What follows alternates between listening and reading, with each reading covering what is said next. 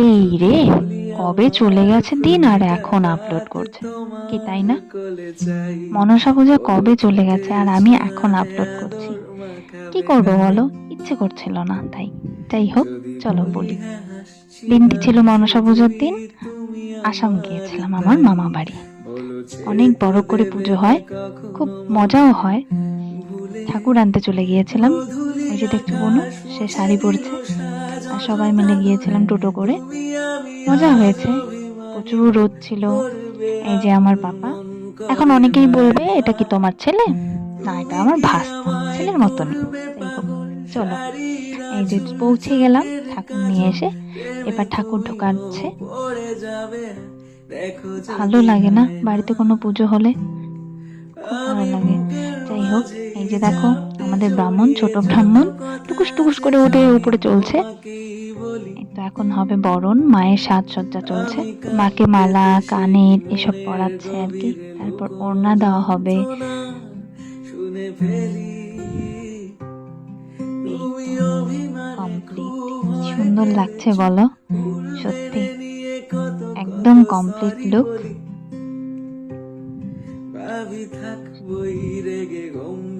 সবাই বসে আছে কারণ মায়ের বরণ হবে, তারপর মাকে মন্দিরে ঢোকানো হবে। এই যে আমিও বসেছিলাম। এই যে মামি এখন সমস্তটা অ্যারেঞ্জমেন্ট করে বরণ করে তারপর মাকে ঘরেও নেবে আর কি। দেখো, আমাদের পাকা বুনু, সেও বরণ করবে। ও খুব সুন্দর বরণ করে জানো, একদম ওর মার মতনই করে। যে দেখো,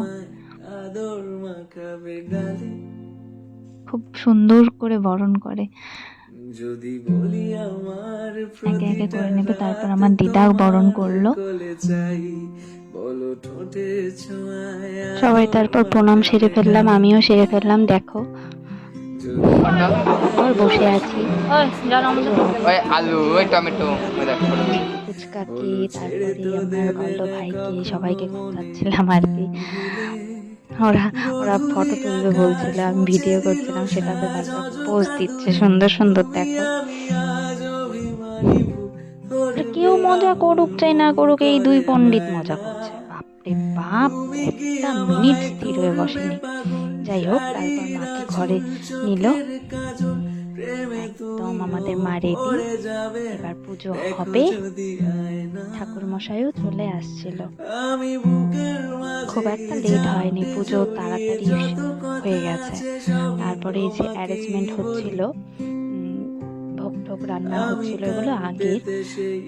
তারপরে যে পুজো হলো, পুজো করছে ঠাকুর মশাই। খুব একটা ক্লিপ নিতে পারিনি কারণ ভিডিওটা অনেকটা বড় হয়ে যাবে, তাই আরতিটাই নিয়েছি। তাও এটা আমি নিইনি, ভাই নিয়েছে। আমি তখন নিচে ছিলাম, প্রচন্ড গরম লাগছিল, তাই নিচে গিয়েছিলাম।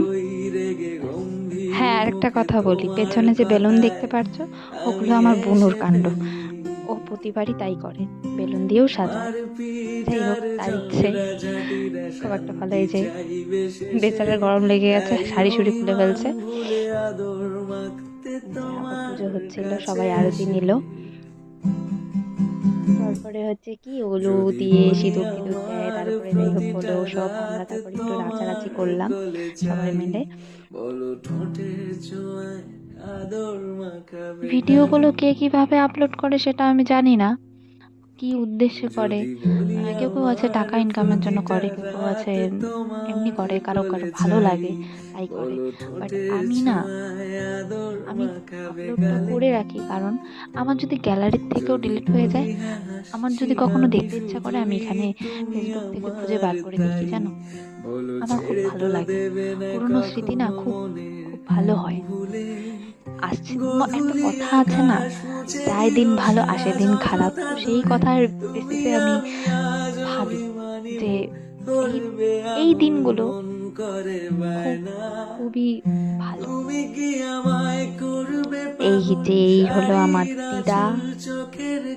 আমার কাছে এই মানুষগুলো খুব দামি, তাই স্মৃতি হিসেবে রাখবো না বলো তো?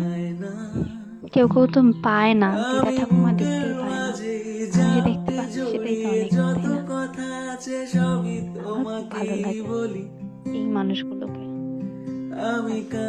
এবার চলে আসলাম, পুজো শেষ, ভোগ প্রসাদ সবাই একটু একটু করে খেলো।